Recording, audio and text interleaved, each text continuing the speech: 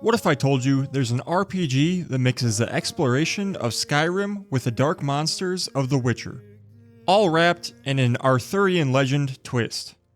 Well, this is exactly what you get with Tainted Grail: The Fall of Avalon, an early access game that has quickly risen to one of my most anticipated releases of the year. The developers, Awakened Realms, were gracious enough to provide me with a key and early access to the latest patch, and after playing it for a weekend, I had a very hard time putting it down.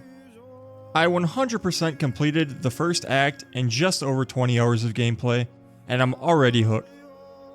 If you're a recovering Bethesda fan like me, who has been let down by recent titles, this game may just bring back that spark of open world RPG excitement. You start your journey in a prison, talking to a guard about your backstory. This choice immediately impacts your starting stats, adding a layer of depth to character creation that fans of Elder Scrolls will appreciate. As you escape the prison, you're introduced to a world filled with exploration, loot, and mini-bosses, all before you even hit level 2. This sense of discovery and agency is a major strength of Tainted Grail and carries through the entire game. The game heavily draws from Arthurian legend, incorporating iconic figures like Morgan, Prydwen, Merlin, and King Arthur himself. The twist? Your character has King Arthur's soul inside them, and it's your task to gather the shattered pieces of his soul to save the kingdom of Avalon from the chaotic forces against them, and to discover more about a force known as the Weirdness. The choice to decide whether King Arthur's soul will bring salvation or doom to the country rests in your hands. This trope might sound very familiar to you RPG fans out there. In fact, if I had a nickel for every RPG that turned out to be one of the best games of all time, that involved the storyline of having a mysterious stranger's soul inside of you or following you around, I'd have 15 cents, which isn't a lot, but it's kind of funny that it's happened 3 times in the past 5 years, and we are seeing it again with the Tainted Grail. This game is full of impactful decisions. If you dislike an NPC's attitude, you can kill them. Or, if you're feeling particularly rebellious, you can go a step further and kill their chickens, or even burn down the entire village if you so desire. It's all up to you. While Tainted Grail may not have the largest map, what it lacks in size, it more than makes up for in detail. You won't find yourself just crossing vast landscapes for the sake of it. Every direction you go leads to new encounters, and the sense of time slipping away while you battle through camps, caves, and hordes of monsters.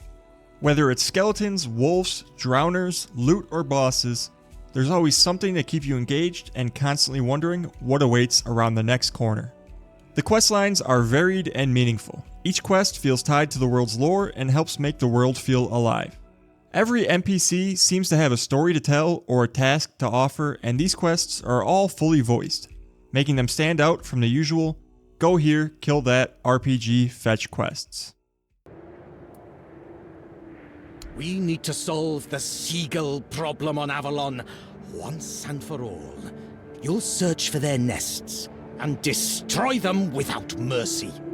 Burn the nests, shoot the parents. It's the only way to eradicate the evil for good.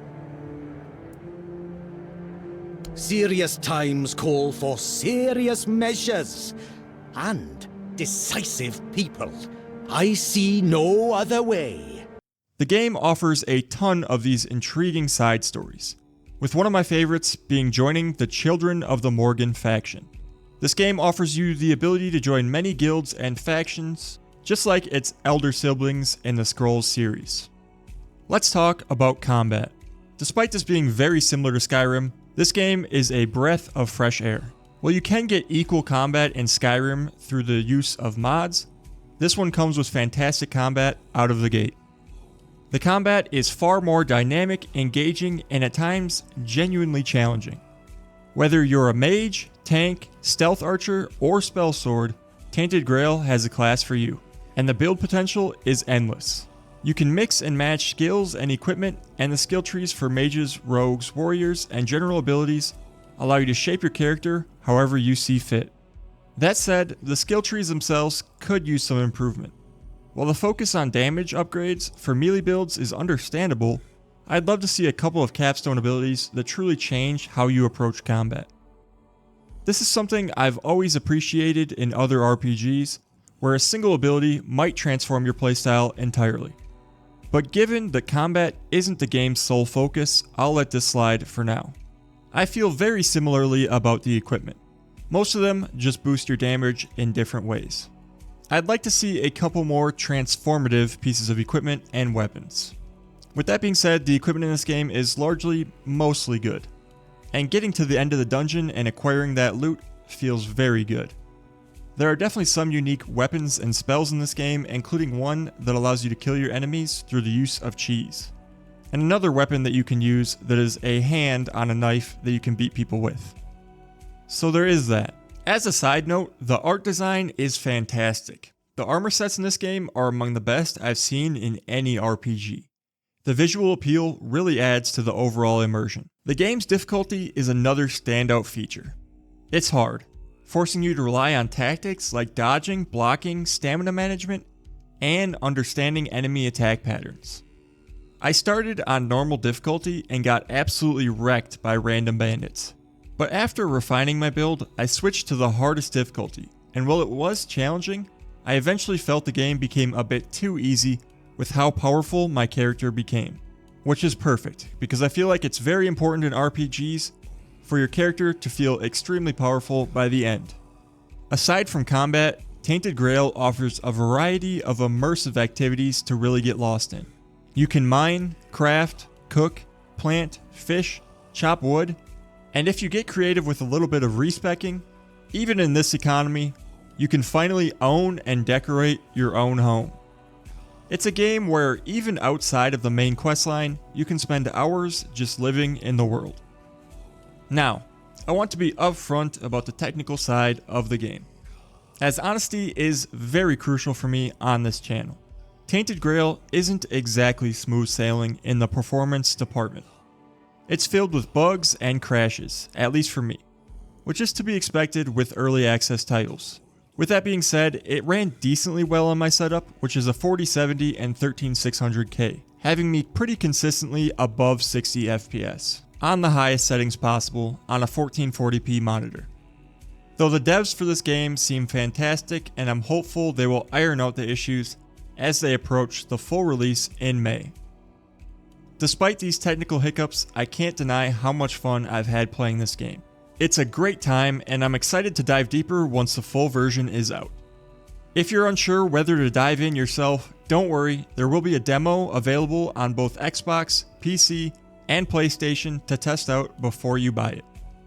Tainted Grail: The Fall of Avalon is a hidden gem that combines everything we love about classic RPGs. Meaningful choices, deep exploration, and challenging combat, while adding a unique twist with its dark take on Arthurian legend. It's a game that rewards curiosity and creativity, and it lets you shape your own path in a world full of mystery and danger.